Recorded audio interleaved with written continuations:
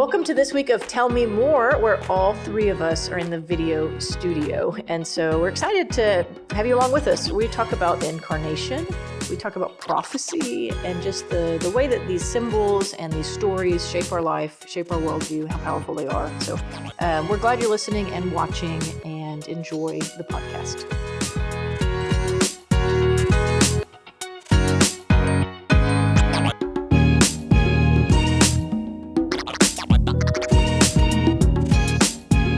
Welcome to another episode of Tell Me More. We are so glad that you are with us. Finally, all three of us we're trying are this back thing together. Out. My stomach bug, gone. My child's whatever that mystery was, fever, also gone. also gone. We're here. Stage fright, both of y'all had first 2 weeks. Yeah. You've overcome I'm it. still nervous. Neither of us have ever been on any video for our church ever before. Yeah. So I'm excited to Look be at here, us. though. I am too. It's a new era It's fun. for Tell Me More. So if you are a normal, just audio only, there is now a video component that you could watch on Facebook if for whatever reason you wanted to see just our wonderful Yes. faces. It's riveting.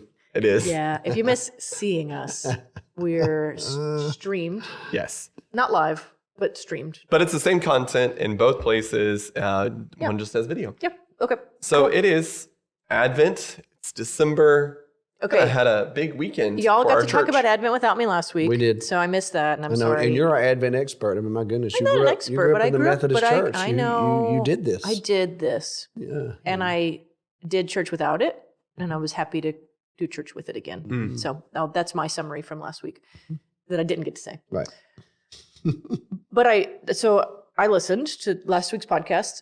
Good, not great without me. Yeah. No, I'm just kidding. It was really, it was a little, seamless. I mean, it's a little less than. We get it. No, We it know was that. quite good. And We're a you don't dynamic really trio. need me, and we are a dynamic trio. I appreciate that. So, but one thing I thought I would ask you, Dr. Wiles, and Luke, of course, but Dr. Wiles, you kind of architect these seasons within our church's life in terms of themes and texts, because you're the preacher. And so you chose for the season of Advent for this year, 2023, to be incarnation. Correct.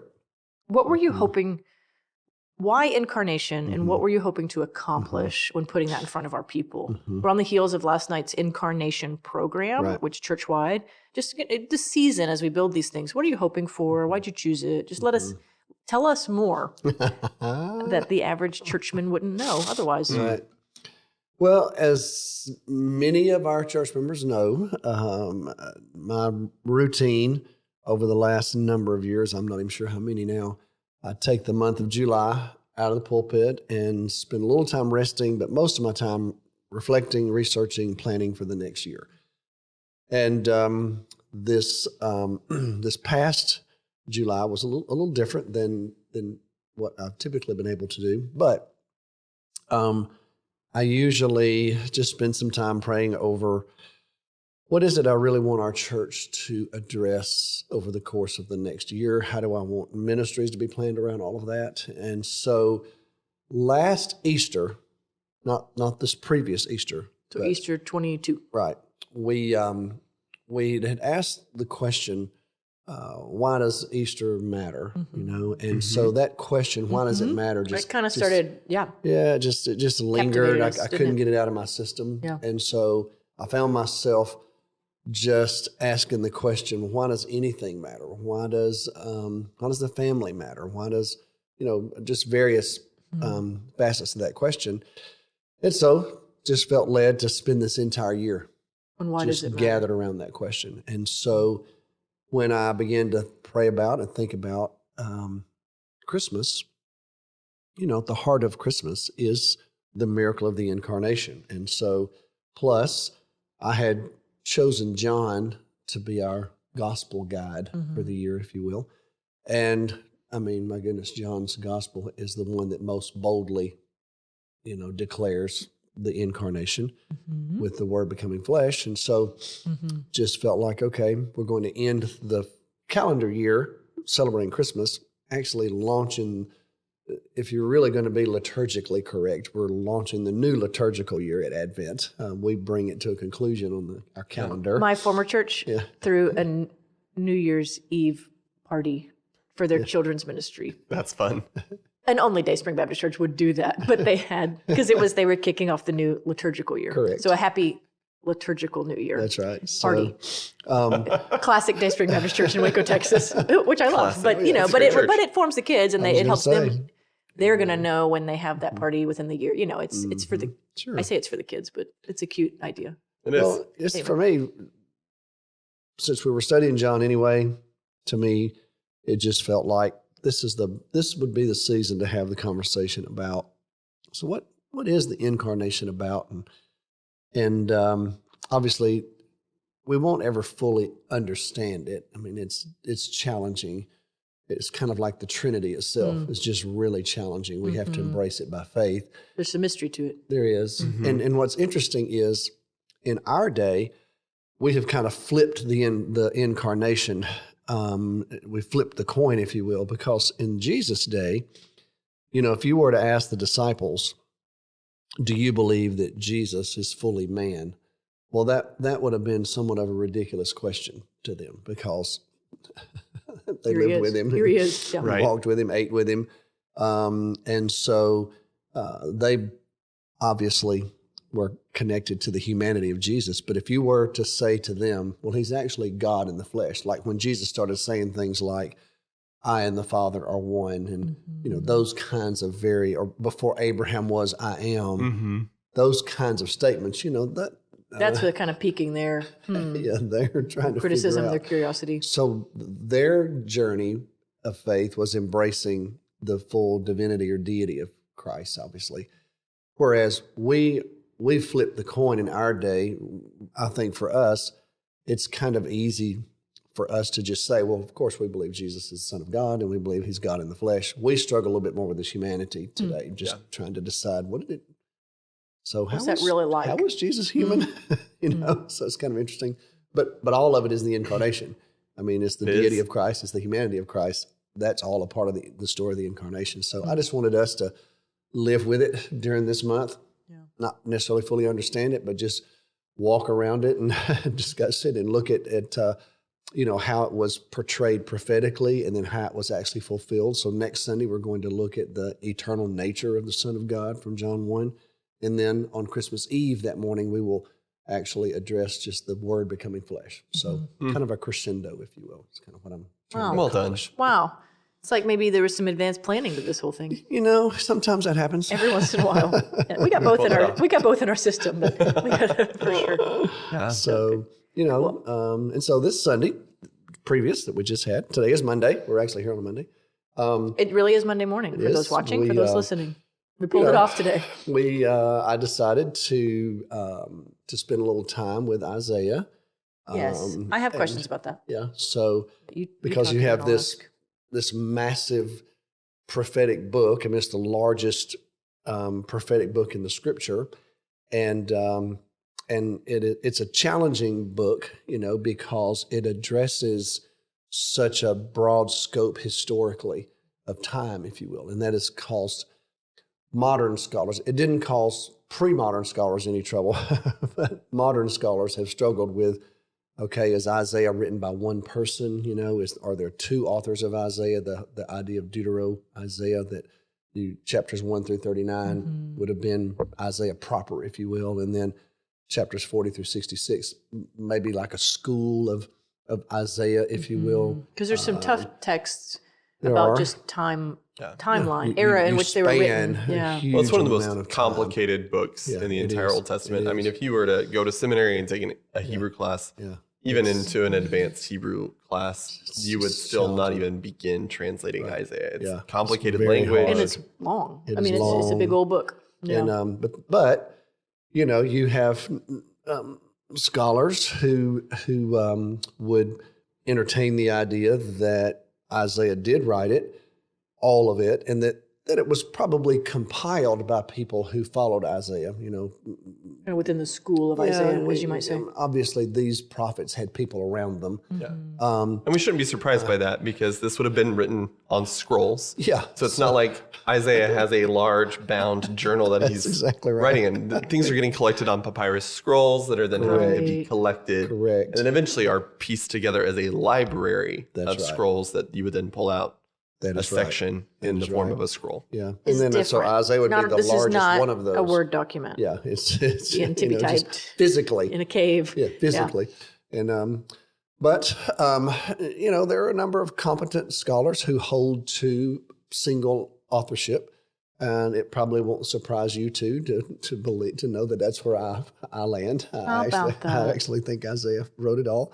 However, so he knew the future, which I want to talk about prophecy here in a minute. This whole idea of predictive prophecy is obviously a part of the Isaiah ethos, if you will. But just what I would say, though, to those of you that are listening, I guess that's who would say it to, because who else would I say it to? You can say it to whoever you want, but I don't think it's going to get to them. Okay, all right, so, there's at least 3 people that will hear this, because there are 3 people listening to you in this current moment. Yes. Well, Isaiah, to me, it is different than most of the other prophetic books in the scripture because it is so sweeping. It's kind of a panoramic view of history, of the sovereignty of God. In other words, it's not like Nahum or Amos, or no disrespect to those prophets, but they were very targeted to just 1 or 2 things that were just big issues to them. Whereas Isaiah is going to basically talk about the role of God, the sovereignty of God, God's handiwork, God's accomplishing his will throughout the course of history. It's more of a panoramic view, which is one of the reasons I think it's such a powerful book that caused even the New Testament writers to be so enamored with it.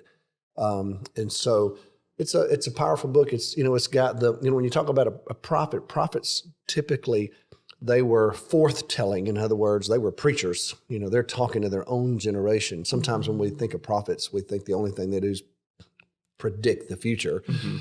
Well, God gave them this through his Spirit, obviously. He gave them wisdom and an ability to see beyond the horizon of their own lives. Not really sure if they even knew that, to be honest with you, how far off that was, because they had a message for their own people. And but Isaiah seems to have such a insightful take on just the nature and character of God that the people of his day needed to hear. I think that's what's so capturing about Isaiah. Like for example, if you think Isaiah's there in Judah and the Assyrians are assaulting and they're making their way southward, and anybody with any sense knew that neither Judah nor Israel is a match for Assyria. I mean, that's almost ludicrous on its face. You just, you just weren't going to conquer them. You don't go up against them. No, they were too powerful. There were too many of them. It's kind of like that scene in Braveheart where that guy says, "There's so many." Well, that's what, when you see the Assyrian army coming, that's what you think. That's how I'm sure that's how it was. Okay. However, so if you could choose to not go up against them, correct, you might. Right. Okay. But Isaiah was able to help these folks understand that even though what they were about to experience was the judgment of God, because that's exactly what he says. The Assyrians were going to be used by God. But there's hope even in God's judgment. And that's what was hard for them to fathom. How can there be hope in judgment? And also the whole concept of kingdom and what the kingdom of Israel was supposed to be like. And Isaiah paints this portrait of this suffering servant who's going to be the instrument of the kingdom. Well, how do you reconcile these things, from an earthly perspective? Right. Well, Isaiah had a different perspective, an eternal one. And so that's what I think is so beautiful about the book itself. It's just overwhelming, to try to sit down and take it in. It's so long and it's so complicated, and it's foreign to us sometimes because of the geographical language. If you don't know your Old Testament, it's complicated. Then it's really difficult to read it. But just to highlight the significance in the book, I believe Isaiah is the most quoted Old Testament book in the New Testament. Yes, it's just the New Testament theologians just couldn't get away from Isaiah. They took it seriously. Yeah, the gospel writers. And then it's funny how, I'll say funny, it's interesting how Isaiah, you're in the middle of this onslaught of the Assyrians, and Isaiah wants to talk about children, This a virgin's going to have a child, or this child mentioned in Isaiah 9 that I mentioned yesterday. You can only imagine, what are these people thinking? Is King Ahaz going to have some special baby? Right. So that's a question that I had just as we think about the text, and maybe beyond what you were trying to do with it yesterday, but this is Tell Me More. So here we go. When yes, I mean, Luke, you had pulled it up, right? Isaiah 9. Yep. That's what the passage is from. When Isaiah is saying, "Unto us a child is born." Right. Will you help me get that right? For to us a child is born, to us a son is given, And the government will be on his shoulders, and he will be called Wonderful Counselor, Mighty God, Everlasting Father, Prince of Peace. So, okay. Yeah. Charlie Brown Christmas gets it right. We understand the context, but we are way beyond the scope of who would have heard this for the first time. Sure. So what in the world is he trying to say, and how would it have landed with those hearing it? And what sense would they have tried to make out of it? Did it make sense in that time? What's the nature? Help me understand. Well, I think we're far enough along in the history of the people of God to where they're beginning to recognize that sometimes when God speaks through these prophets, he speaks beyond their era. So there's already a little bit of that in the water. Okay. You know, and they would have even kind of seen that. They would have recognized, okay, God is sending a message to us, and this may be beyond us. But there had to be some kind of hope in it that he was speaking to us. So you've got that tension all the time in the prophetic material. And so I'm sure that when you hear this message that a son is going to be given, you know, if you could have stopped with, unto us a child is born, a son is given, the government will be on his shoulders, he'll be called Wonderful Counselor. If you'd have stopped right there, Hezekiah maybe could have fulfilled that because he was such an honorable king, you know, but then Isaiah continues, Mighty God, Everlasting Father, Prince of Peace, of his reign there will be no end. Yeah, and you're right. Well, I don't know if that's Hezekiah. We've entered into some other dimension here. And so what's going to happen over time, and it's a very positive thing, the Jewish people are going to begin to realize that there's another era that's coming. And someone is going to usher in that era. And in that, they found great hope. And they're going to circle around this text. Correct. And think, this has not yet been That's right. fulfilled. This is beyond us. And it helps them kind of right. And then prepare. As you get further along in Isaiah, he's even going to describe it even further as to who this special person is, if you're paying attention, and how he is going to usher in this new kingdom, if you will, and that the Spirit of the Lord is going to be on him, and he's going to proclaim freedom to the captives. And so there's going to be this messianic hope that'll be built around all of this. But I think in the earliest expression of it, they had to grapple with, so what is God really saying to us? What I would probably contend is it was a message of hope to let them know that God did have a plan for them, even if it might not have been experienced in their lifetime. There was hope for them. And that's woven into the psyche of the Jewish people anyway, to have hope beyond themselves. I mean, that's why land and children are so important. You know, that there's going to be life beyond us, that represented life beyond them. And so, but then the messianic expectation gets woven into it. And so, as Luke said, then all of a sudden, when Jesus comes, these New Testament theologians, I'm talking about the ones who wrote the New Testament, they are the ones who begin to realize, wow, look at this, and look at this. It's almost like it's an era of spiritual discovery, maybe unlike anything that's ever been experienced in history. That first century, Todd Steele, the dean at Truett Seminary, or N.T. Wright, some of these guys, these scholars.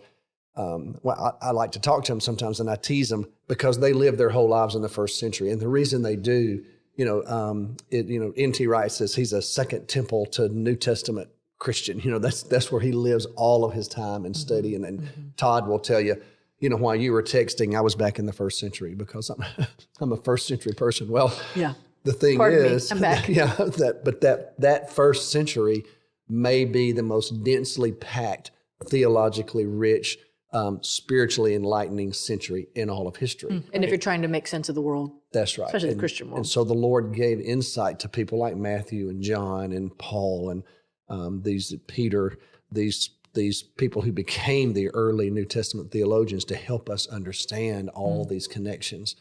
And so I'm so grateful for it. And you're right, Luke, these guys are reading Isaiah because they're Jews. Right. They've read Isaiah their whole lives. They've listened to it in the synagogue. And now all of a sudden, the Spirit of God is letting them know, here it is. Jesus even does that. This is fulfilled today in your hearing. Here it Luke is. Chapter 4. Yeah. So let me read this to you from Isaiah, and sits down. A scroll drop moment, if you will. I was going to say, voila. So can you imagine? Yeah. I mean, can you imagine if you had been, Jesus's RA leader, and all of a sudden he For sits those of in us that front didn't you. do it, RA was some kind of kids program. Royal ambassadors. And they talked about the Bible a lot. Yeah. But get it right? Or whatever, Missions. Oh, they talk about missions a lot. He stands up Also and really reads smart. this text and then just sits down and goes, voila. I mean, here I am. Well, and that's where Wow. we can talk about Jesus. Yeah. Well, we can always talk about Jesus because it's. But these prophets, I think But- at some point, what a guy. I would probably say, in my understanding, Katy, when these prophets are writing, they had to recognize that God was, through his Spirit, was giving them insight and wisdom beyond their ability. So it wouldn't surprise me if they also recognized that some of what they were writing is about an era beyond them. Yeah, so that they don't even really understand what they're writing. That's right. Which is a little bit wild. It is. To me. But it's, Peter says they were carried along by the Spirit of God. There's this inspiration of the Spirit that also is somewhat mysterious. But what it does is it's woven through the fabric of the literature itself. It's one of the reasons the Scripture is so endearing to us. It has this power in it that's just unexplainable, and it's a spiritual power. So it's rooted in the Holy Spirit and the wisdom and insight of God. But I would also say I think that these prophets were helping Israel with to build an eternal perspective, so they wouldn't be so beholden to what was happening right in front of them. Which again is a lesson for us. Because they had to see beyond some of their circumstances. And hopefully, every once in a while, one of these kings would get it right. One of these kings would say something to the prophets like, well, what do you think we ought to do then? What is God saying? Rather than just consult your advisors, and make a military decision. Sometimes these kings would say, well, let's see what the men of God are saying. Yeah. And maybe we can have insight. And so I think what I learned from that is I think we're in that even today. We as Christians, we should look at the world and watch all the events that are unfolding in the world, but we also are to do it with an eternal perspective. To realize God is at work in the world right now, just like he was then. And that's sometimes hard for us because we become so rational and so scientific, and we feel like we can always explain everything away. It's coincidental, or you can figure out why this happened or why that happened. When actually, God is working in history right now, just like he was then. Right. So, and so that's one of the other things you talked about on Sunday was this kind of issue of worldview, and what you're describing as a Christian worldview, wherein we see God as an active, dynamic presence in the world today. But obviously there are other worldviews. And I think for those listening to the podcast, it can be tempting to want to think, I have a purely Christian worldview or I have a purely biblical worldview. Right. And very humbly, I would like to suggest that hit us with it, Luke. Maybe you don't have a purely biblical worldview and you're not aware of the ways that you've been shaped by the philosophical developments of the 1700s, even though you have been. So just that's something to be aware of, that sometimes you may think you've got the biblical worldview nailed, but we all come with our own biases. We all come blind at this spots, having been shaped by philosophical developments of centuries. Yeah. And when when you think about how the whole idea of a worldview, we didn't really start talking about it until the 1800s or so, but it's obviously it's been a part of humanity and just the human understanding of reality as long as there have been human beings. We've always had to come to grips with what do we really believe and how do we interpret what's happening around us. But when you're thinking about a worldview, there's just so many factors, that are in constructing a worldview. Yeah. You have to have a narrative. There's a story underneath reality.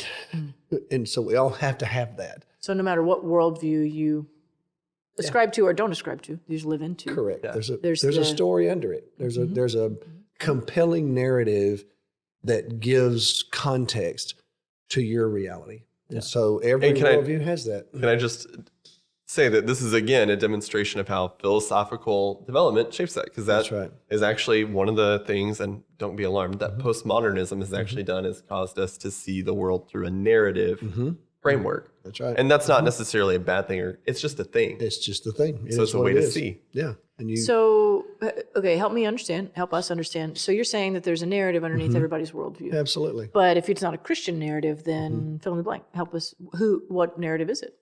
Well, some of that depends on your religious convictions or your heritage, if you will. Right. What if you have no religious conviction? That's what I'm trying to think about. That in itself is a narrative. What narrative underlies the atheist? Yeah. worldview. Yeah. Well, and again, even that depends. Help me understand. Mm-hmm. So some of that, and this could be debated, but the atheist worldview in many ways owes itself to the Protestant worldview, that you could actually protest the religious establishment and make a thoughtful choice regarding religion.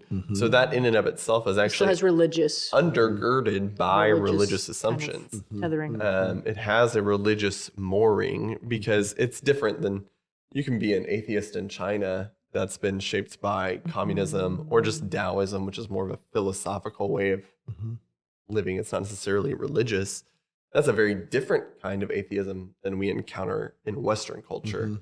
In Western culture, atheism has a more protest. Yeah, I would agree with that. A Protestant, if you will, undergirding. The fact that we call it atheism. Yeah. I mean, God's in the name. The very name of it. Yeah. It's a certain, it has a certain rebellious, if I can say that respectfully, feel to it, that I'm rebelling against this prominent perspective of the West and offering an alternative. But you still have to have a narrative that explains it all. There's and when you're building it, not only that, there's ethos, there's symbols, that represent your worldview, but then you have to answer all the core questions. That's one of the one of the ways you build a worldview. And so those who spend their time studying and scholars who teach it in the academy, it's done one way, I guess. But it filters out into the world because we all have to develop it ourselves, And so you have to answer questions like, first of all, God is such a prominent presence. There has to be at some point a conversation about God, even if it's going to be a protest against Him, or if it's going to be if you're going to have multiple gods, or if you're going to at some point, everyone has kind to of conversation. You have to grapple with an ultimate reality. Is there a greater being? Yes. Question. And then you kind of you have to deal with metaphysics. I mean, what is actually real? I mean, epistemology. How do you even know anything? Cosmology is. I mean, what's underneath the all universe? Of this? Where did it all come from? Anthropology. What do we believe about human beings? Morality and ethic. How do you discover what the moral order is going to be, and how do you judge it? And then if you want to deal with life beyond this, if you ponder that, well, for us, we would call that soteriology, or eschatology, if you will. And so all of those components are just a part of you dealing with these massive questions that human beings grapple with. And they shape how we view And they the shape world. how we build a worldview. And if you've got this compelling narrative underneath it, then all of that starts to fall together. And so what Luke was just saying there about a Christian worldview, a biblical worldview, well, we have a compelling narrative. We do. We have a cosmological argument. We believe God's underneath all of this. Yeah. And so therefore we begin with a very purposeful, understanding of all of this. And you also have to deal with history. Every worldview has to somehow address what's the historical reality and what's the meaning in history. And you have all these views of history, different philosophies of history, and me being a Christian and a biblical theologian, I have a providential view of history, and so I actually believe history is filled with meaning, that God is the one who intervenes and acts, and He's moving it toward a desired end. And the reason I chose to address all that Sunday morning is because I guess I just felt led to challenge our people to truly ponder how Christmas fits into this worldview of ours, and actually how it just marks our worldview in a unique way. That the birth of Jesus is such a part of this compelling narrative and this whole story of redemption in God's plan to restore everything that's broken. So that's why I tried to lay out in my message Sunday morning the chaos of what some worldviews offer us, and how the created order is just the creation has run amok, and it's an easy argument because, as we talked a little bit last week, Luke and I talked last week about the difference between personal responsibility and your own sinfulness, and the acknowledgement that there's sinfulness in the world, that there's just brokenness in the world, and so the creation to me is out of sync. And so the question is, what is the answer to that? And I believe any thinking person right now would admit creation's out of sync, because you look at the world and there's, Hamas and terrorism and all the wars and not just that, even the devastation sometimes in nature. There's just evidence everywhere. Yeah, the world is just not right. It's just not right. And so Christmas, to me, is where we pause to celebrate the fact that God has intervened and the process of making it right is in place. Yeah. That's a part of our compelling narrative, if that makes sense. And so for me, Christmas, as Christians, if we don't know how to celebrate Christmas and understand its full impact as best we can, well, then heaven help the world. Right. Because then it just becomes a, kind of a trip down memory lane, so to speak, or an excuse to be nice to someone or to decorate your home or whatever. Right. And then there is it is increasingly difficult. I'm thinking about, I have kids now, not that they quite understand, but a lot of conversations about how we're forming them. Right. A lot of even Christian children might think that Christmas is like Santa's birthday. That's right. I mean, there's so much in the world around us, our microculture, whatever, that there is. if we're not saying it a lot and well, then they're going to walk away from the Christmas season pretty sure it's about gifts and family and trees and reindeers. That's why those symbols to me are part of the worldview. To me, symbols matter. And so yesterday at our church, we had 3 young people baptized. Well, we're embracing the symbol of new life in the intervention of God in Christ. Right. And we're lighting these Advent candles symbolizing the darkness is being pierced by the light. I mean, I guess, if you had which our things where you could do this, and it's almost like you could just darken the whole room and just light that first candle and say, okay, it begins, and then the second candle, it continues. And eventually that whole wreath is lit and you light the Christ candle and it's like, okay, the light has come, and to me, that's the beauty of that candlelight service. And then you start sharing that light and then we become that light. Well, those are powerful symbols and I think you need them. And you can do that at home. Yeah. You can light, that's how it started. Yeah, it is how it started. It's something that Advent didn't start with boxes of chocolate where you open the door every day. Those are fun, right? Of course. So if you're doing just for the record, we are not speaking out against those Advent chocolate calendars. Eating chocolate every day. Did you know Clinique at one point made a makeup calendar, and it was a wonderful gift, and they stopped making it. So I've heard that Aldi does a cheese one, and it sells Clinique, out in record time every year. Wow. It's a wonderful gift to give to many of the women in your life, and they haven't done it for years. Okay. Anyway, moving on. But you can do that at home. Clinique did not start the Advent calendar. Turns out, And so it doesn't. You don't have to go buy a wreath. You don't have to make it complicated. You can just get, and you don't even have to do the color. No, the colors came later. Yeah. Just get 5 candles of any shape and size. And if you're with a family, as you sit down for your meal, or even just once a week, sit down together and just say, "We're lighting this candle to remember that Christ is coming into the world. The light is coming into the world. The light is coming. The people in darkness have seen a light." Right. And that is coming. Yeah, I was reading about Advent the Advent candles and their origin last night, because Kara was trying to make a Facebook post. Kara's office is right here. And I'm pointing to the camera. And she wanted to get it right, so we were texting, and I was like, let me make sure I get this right. Right. And so I looked up a Methodist history of the Advent candle, because I could kind of trust the Methodist history of Advent candles.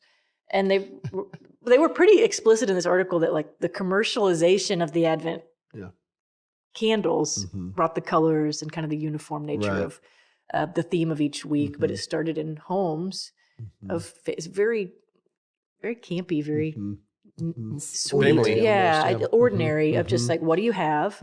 And if you can light a candle in increasing amounts as you get closer to Christmas to symbolize and represent this great mystery, like you're trying to say, this thing that's really hard to articulate, what may be just a flame, and then the next week more flames. But it's the room is illumined. It's a tangible, concrete symbol for children, which they need that, because when we say Jesus is God, that's not necessarily.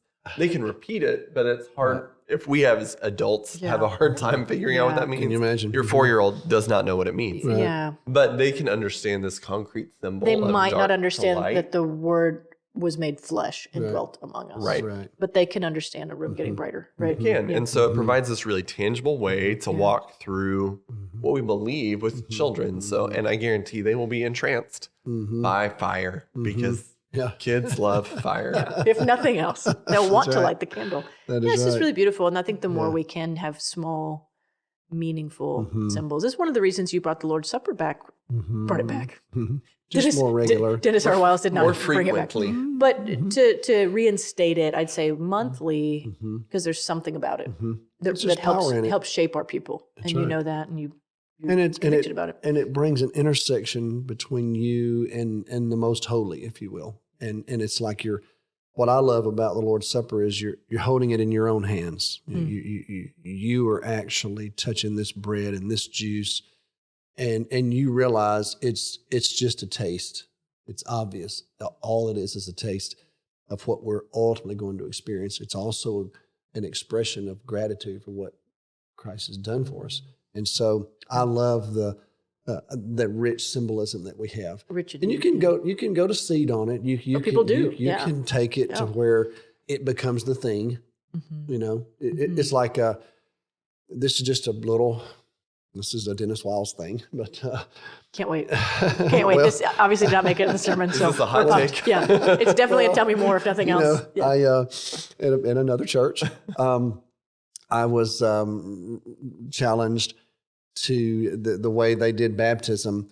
The person that got baptized gave a testimony, and then when they left, they would get baptized, and when they left the baptistry, they were given a candle and this little kind of container of salt. And then the church would say, you're now the light of the world and you're the salt of the earth. I've been in churches which is that do all that. fine. Yeah. Is it? Well, it's all good. Okay. But you can tell us when more I got there, I dished it all because off, what I told them was, I said, I love all that. But I said, but the baptism itself is the testimony. The baptism is the symbol. I don't need a candle. I don't need salt. I don't even need the testimony. The very fact that they're in this water means they have the testimony. We can do that later, and we will. But right now, we're going to celebrate this. This is the death, burial, and resurrection of Jesus. This is the resurrection of a new life that once was dead in Christ. And so let's do that, and then I'll let y'all do all this other stuff at some other point. And so, again, no disrespect to anybody else does. But to me, that moment of baptism is full enough. I'm not going to add anything else to it, if that makes sense, because it's a rich, powerful symbol to me.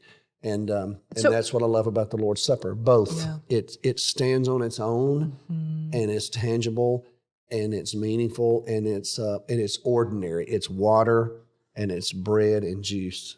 Yeah. And all of those things force a conversation with my child in worship every time they happen. Yeah, which is great. And what does this mean? Another thing that we have instituted more recently as a church, although our brothers and sisters around the world have done it for a long time, is Ash Wednesday. That's right. Which is similar. We don't treat it with the same regard and esteem, but it's, I think maybe for the givers of the ashes, me and Kurt and you, Dr. Wiles, I was on maternity leave last year, but I don't know if someone else did it in my stead, but we are taking what once was vibrant palm trees. That's right. We've burned them into ashes, mixed them with a little oil, and we are putting them on people's heads. So we are taking like literally just dead ashes and telling people, hey, this is you. And actually you're going to die too. That's right. I mean, that's right. And it's an ancient practice that in the Old Testament, when you were just acknowledging your brokenness and your inability to handle or manage your way out of what you're facing, they would just cover themselves in ashes. It was just like death. And where am I going to find any hope? Well, to me, the journey to the cross begins with an acknowledgement of that without this story, which is a part of our compelling narrative, it is. You're dead in these ashes. That's the only answer there is. And everybody's going to taste it. You came from dust. That's right. To dust you'll return. I love all the symbolism of it. Yeah. And I think, as I said, you can go to seed on it, but you can also just do it well. There's also that option. Yeah. Because I've been in an Anglican church where, and I've heard the critique, if you do Lord's Supper every week, it loses its meaning. But every week it was super meaningful. But in an Anglican tradition, you kneel and you pray the prayer of confession collectively as a church before you do it. And so I think it all depends on how you are shepherding and stewarding the moment as a church. It's not about the frequency or the infrequency. Right. It's right. And in our society, to me, particularly in the free church tradition, we can just walk past the power of symbolism because we've done it almost our whole existence. Or we can find a way to embrace the beauty of it all and, like I said, not go to seed on it and keep it theologically rich and deep and hold it in tension. And I think that's the path our church has chosen. And I find it very meaningful. And it's I a good love balance. it. So anyway, I'm here for it. Yeah. Well, so Christmas to me, I mean, I love all the traditions. I do. It's fun. But in our home, we collect nativity sets from all over the world, and I'm not really sure how many we have. We don't even put them all out anymore because there are just too many of them. But we put enough of them out. Well, if you don't think right now with our grandchildren, we are constantly talking about it. We even have a puzzle it's a symbol. that you can put together, and it's a floor mat. Last night when I got home from the performance here, the program here, Cindy, we have our daughter, we have her home right now, and so we had Adler there, her granddaughter. Well, Cindy and Adler were putting together the Advent floor mat, if you will. Well, in so doing, I'm listening to Mimi telling the story and Adler repeating it. Mm-hmm. Remember who this is? This is Mary. Now, why is Mary so important? She's the mother of Jesus. Exactly. Where is Jesus, little Adler? Where is baby Jesus? Where we're looking through the puzzle pieces, And so even just right now, this whole season, we're just telling the Christmas story over and over and over to and thinking about all our listeners and viewers. Likely we'll spend time with family, young family, and these are easy, tangible, accessible ways that you are actually shaping your little loved one. When you might get overwhelmed by the idea of quote unquote discipling your kid or whatever that means, but this is, you're growing them into Jesus followers and educating them on the way by doing relatively simple things like lighting candles and letting them tell the Christmas taking story. the Lord's Supper and bring them along with you. Yeah, talking about it. So and good. You don't have to have a degree in theology and you don't have to know it all, but you can just bring them along with you when you do these things. Right, but when you're doing it all, as a Christian, you're a theologian, you are expressing a worldview and you're teaching a worldview to your children and your grandchildren. And I'd say, no, even if you're not doing any of that, they're getting some worldview from you. They are. So anyway. Whether you want to be teaching them that one or That's not. right. Right. It's all good. Amen. Yeah. Well, I think that covers it. Well, we could always talk more. It doesn't always. We have proven that. We could go on and on and on. I have. It's Advent, it's Jesus, it's Christmas. Of course, we can keep talking, but good conversation. Well, next week, let's look at just the eternal Word of God. That'll be next week. Why don't we? How about that? Easy. It's not a big subject at all. Thank you for listening, everyone. Thank you for watching if you watched on Facebook or YouTube, and we will be back next week. Deal.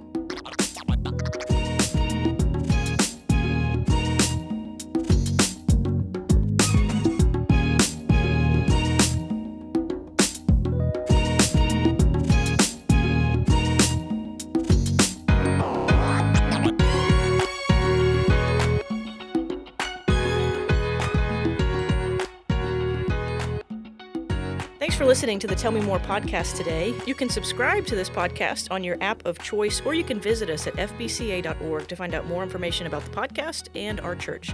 Thanks for listening. Have a good day.